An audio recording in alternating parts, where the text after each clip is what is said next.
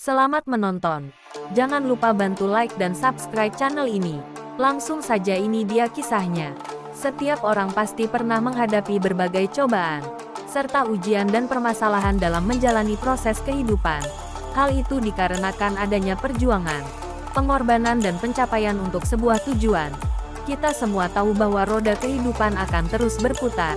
Ada kalanya kita berada di atas, begitupun ada saatnya kita berada di bawah. Rasa senang, sedih, bahagia dan terluka itu sudah pasti ada. Kita hanya perlu menyikapinya dengan penuh kesabaran, keikhlasan hati untuk menerima semuanya.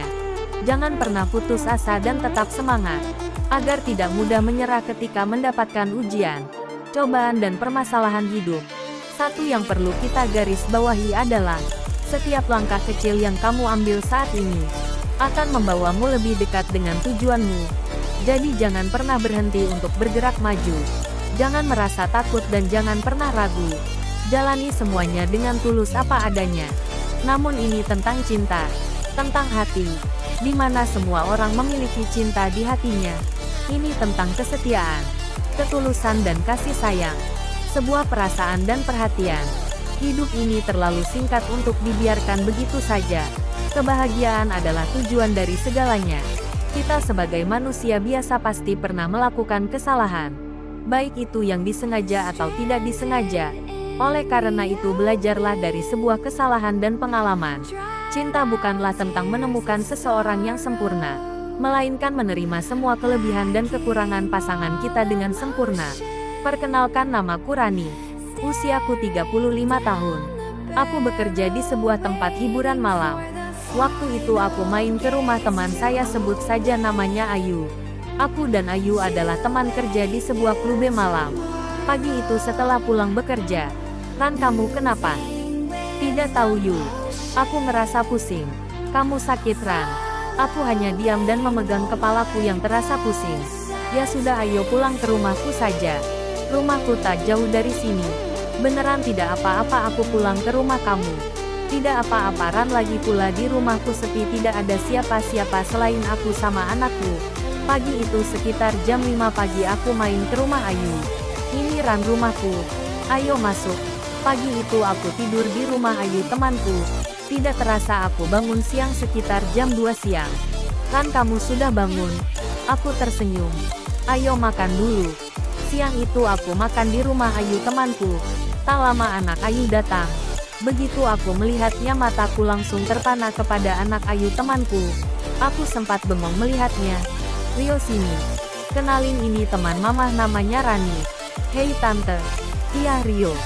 Sambil tersenyum, aku terpaku dan terus menatap Rio. Ya ampun, tampan sekali anak ini. Jantungku berdebar kencang. Kemudian ia masuk ke dalam kamarnya. "Namanya Rio, anak semata wayangku. Anak kamu tampan ya?" Ayu tersenyum. "Iya, dia memang tampan, mirip dengan ayahnya." "Awas kamu jangan naksir sama anak aku ya, Ran." Aku tersenyum kepada Ayu. Kebetulan besok kita libur bekerja.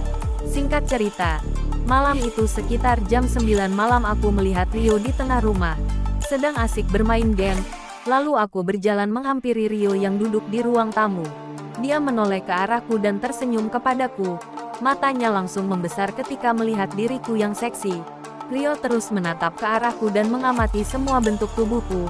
Aku menyadari tatapan Rio yang terus menatap ke arah gunung kembarku yang besar dan padat.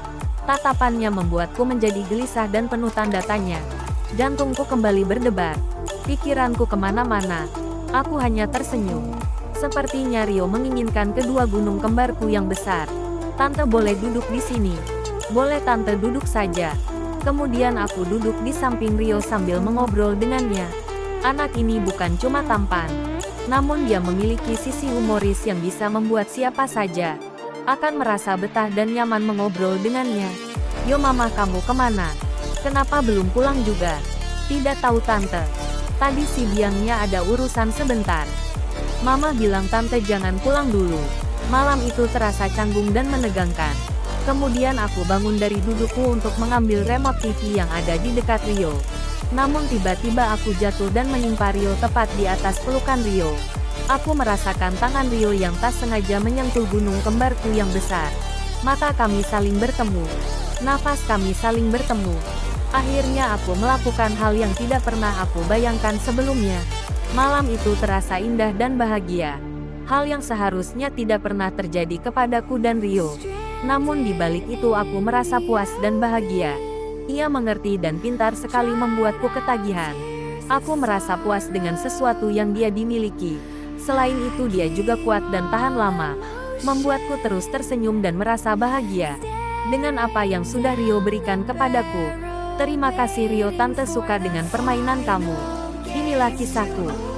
Terima kasih telah menonton video ini. Jangan lupa bantu like dan subscribe channel ini.